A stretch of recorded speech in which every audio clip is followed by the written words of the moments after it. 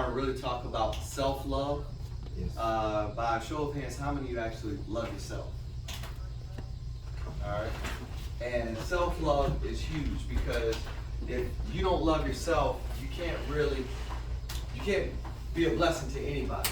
You can't be a blessing to yourself. You can't be a blessing to your family. You can't be a blessing to your parents, your community, your siblings, your career, your job, your own business. So it's very important that you have self-love. One of my favorite books is a children's book. Has anybody ever heard of this before? Yeah. You heard of this before? I saw it before. Okay. I don't see it. You never seen it before? Yeah, Rich Scholar. Yeah. Typically, it's a children's book. The Mixed Up Chameleon by Eric Carle. What makes this book so unique is that it's about a chameleon. Everybody knows chameleons. They can change colors, right? But this chameleon goes to the zoo. And give me your name? Ramondo. When he goes to the zoo, what he does is he sees a giraffe. Ramondo, he says, man, I want a long neck. What's your name? Matthew? And Matthew, what happens is now he sees a flamingo. Then he says, man, I want wings like the flamingo. So now he has wings like the flamingo. He has a neck like the giraffe. And what's your name? You got to say it a little bit louder because I can't hear you through the mask. Gabrielle. Thank you, Gabrielle. Right? So he's got the flamingo wings. He's got the giraffe neck. And then he says, you know what? I want stripes like the zebra. So after he goes to the zoo, he sees all these animals, and he's trying to become every animal that he sees. So by the time he gets to the end of his trip to the zoo, he says, I just want to be myself. I just want to be myself. And I believe one of the reasons why this book is so important at such a young age is because it's helping us identify with who we are and understanding God made you wonderful. God made you brilliant. God made you blessed. And God made you beautiful. This book right here is very important to me. What does it say?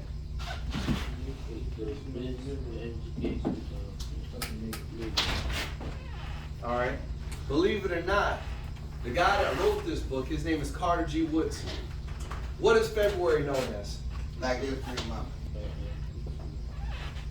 Before it was Black History Month, it was called Black History Week. And they're like, why do we need this, Doc? They're like, why do we need Black History Week? We said we got all these black people. We got all these Negroes in America, but nobody's taught them their value. Mm-hmm. Nobody taught them about their greatness. And the truth be told, they've been miseducated. And there's so many things that they have to unlearn. They have to unlearn it about themselves. They got to learn how to love the blackness that they're in. They got to love the skin that they're in, Matthew. And what happens is Carter G. Woodson, believe it or not, Bishop, he didn't graduate from high school until he was 21. But check this out. He's the second black man, second black person to graduate from Harvard. The first was W.B. Du Bois, one of the co-founders of the NAACP. And what was so funny about that is that some white folks, when they saw NAACP, I ain't gonna say the N-word that they use, but they'd be like Negroes, alligators,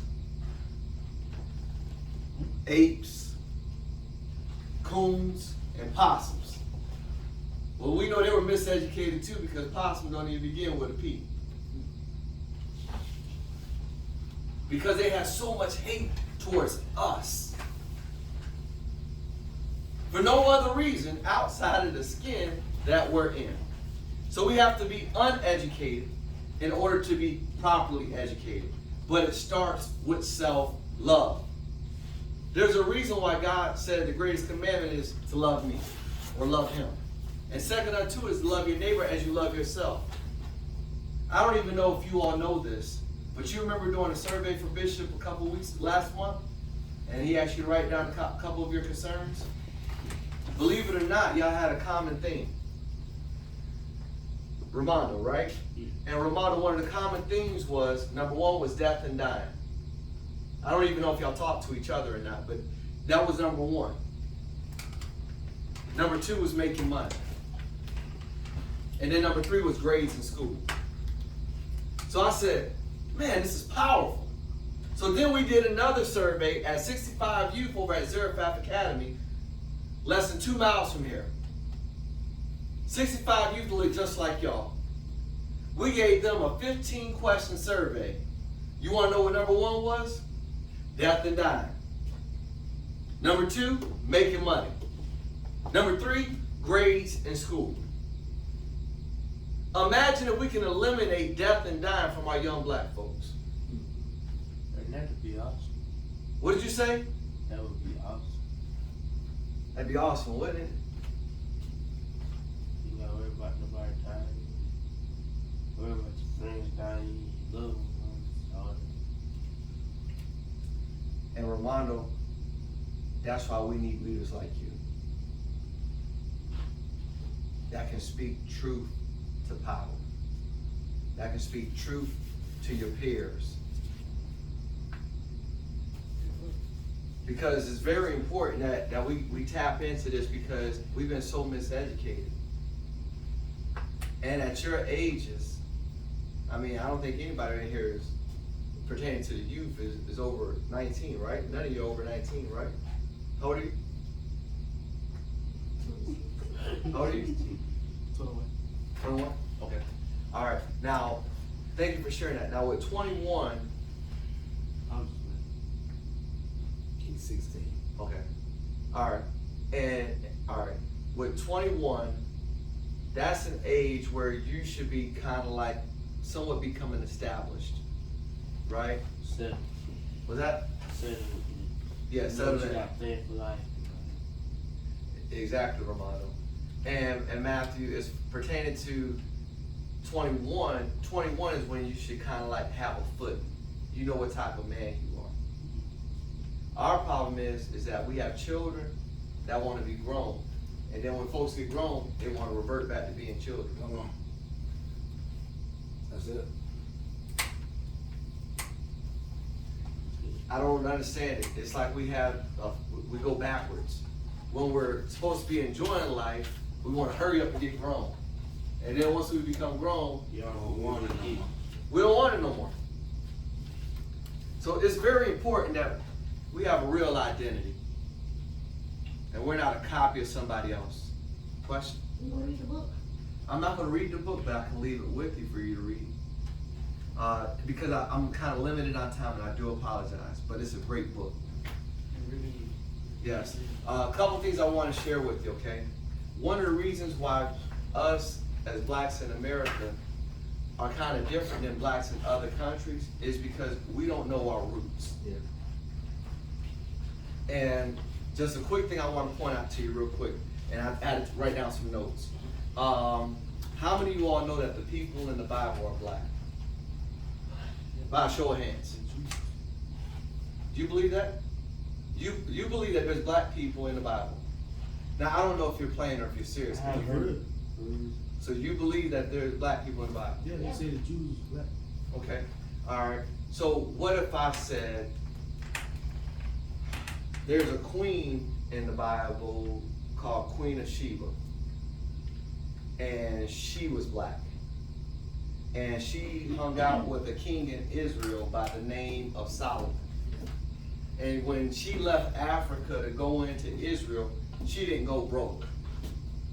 She actually brought silver and gold with her because she had her own house. She had her own car. She had her own job. She was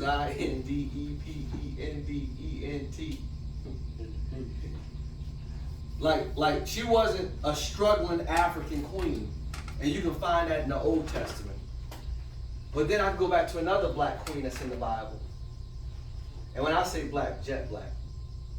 Her name was Candace of Ethiopia. And you can find her in the New Testament.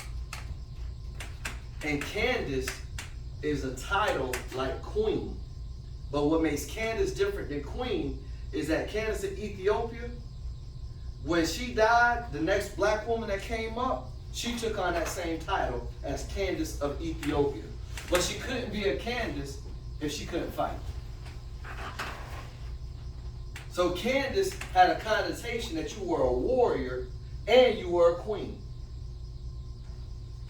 What if I told you that there's this woman by the name of the Black Madonna? The Black Madonna. Has anybody ever heard of the Black Madonna? Who's the Black Madonna? No. When you look at the Black Madonna, that's righteousness. That's holy. That's the Virgin Mary. The Virgin Mary is the mother of Jesus. A black woman that gave birth to a black man. You said you believe what's in the Bible, right? You know the Black Madonna, she's in Israel, because I've been there. But she's also in Poland. She's in South America, Central America. One of the only places where Mary is white is in America. But then when you look at history and historical context, you know, people tell you about the Africans that sold blacks into slavery. But then there's this woman by the name of Queen Nzinga. Queen Nzinga was so ruthless that the Portuguese in Angola said, I've never seen a black woman like this. She's so strategic. And she goes to war with her men. And the way that she was setting them up, Matthew, is that they were standing in line. She had soldiers like they about to get on these slave ships to be sold. And basically she put out the chant. All of a sudden the brothers break out of the chains and they start killing off all the Portuguese who are trying to take the black men, the black boys, the black women, the black girls, and get them on the slave. They said they've never seen this type of terror before because she's fighting for her people. She's fighting for her black men. She's fighting for her black women. And she's fighting for the black family. But they're not going to teach you about that in American history because it's not their history, but it's your history. But when you know your history, you know your identity. I can leave it in here with you because I got a couple more things I got to point out to you. Because when we hear Harriet Tubman, no high school education, no elementary education. How in the world does she free 300 slaves? But when she's able to tap into her ancestral strength, strength means that when you are able to identify with the people that you come from, oh, it's a surprise to you. But you don't know where Harriet come from. She come from good stock. Yeah. She got warrior blood in her. She got royal blood in her. And now we got a black first female vice president of the United States. That surprised them. That don't surprise us because we know who we are. Yes. Oh, she the vice president? Oh, she looked like the Black Madonna. That's royalty. You can't get no higher than that. So when we look at black men, a couple things I want to share with you. Has anybody ever heard of Nimrod? All right, Nimrod is in the Bible. I just want you to understand something. Nimrod, you can find him in Genesis chapter 10. Nimrod is out of the Cushite Empire. When you're looking at Cush, that's pertaining to blacks. Cush pertaining to Eastern Africa, which also can go into Ethiopia. I just want y'all to get this. When you read commentary, there are races in Bible commentary. So anytime they see something pertaining to the first warrior, the first mighty man, they got to find ways to make him a negative character, because if you do research and identify where he comes from, you realize he was black. But when we look at Nimrod, another person I want to bring to your attention is Moses. Y'all do know that Moses was an African, right? Where was Moses born at? Does anybody know the country that Moses was born in? I thought you were about to say it. I'm sorry. Begins with the E. Egypt. Where's Egypt? East Africa. No. So then Moses wasn't African. He was Egypt. Hold on. Where's Egypt? So he was African. He was that. So what about that guy that walked around the walls of Jericho? Y'all remember him? His name was Joshua. Joshua was an African. Where was he born? Egypt. Where's Egypt? Africa. Jesus born in Egypt? He wasn't born in Egypt. He was born in Bethlehem. But I want you to get something. I can even go into Jesus because I've already told you about the Black Madonna now. But not necessarily African. I would say he was black. I want to pull back for just 1 second, Matthew. I'm glad that you're actually actively engaged. Thank you. That actually means a lot that you're actively engaged. Seriously, that means a lot to me. Absolutely. Another thing I want to share with you, Matthew, is that even in the Bible, people make it seem like everybody was against the Israelites. There's this king by the name of Hezekiah. Hezekiah is about to go to war, but Hezekiah doesn't have enough men to go to battle. So he reaches out to his brother named Taharka. T-A-H-A-Q-R-A. Taharka. I might have spread it a little off, but I gave you enough to work with to do your research. King Taharka said, I got you. Has anybody ever heard of the Boy Scouts of America? Girl Scouts of America? You never heard of Boy Scouts? Cub Scouts? Eagle Scouts? Not necessarily. They're a group that teaches youth like survival skills, right? But the Boy Scouts of America gets their template and model from a king from West Africa by the name of Shaka Zulu. So when we think of people like Toussaint Louverture, who led the Haitian Revolution, or if you look at people like Reverend Nat Turner, who actually had the first successful slave rebellion, when you look at people like General Colin Powell, a black general in the United States military, that's not surprising when you know where they come from. All I'm trying to share with you is that we got to have self-love. And you all are the generation that can help us shift the narrative in our city. And thank you for listening.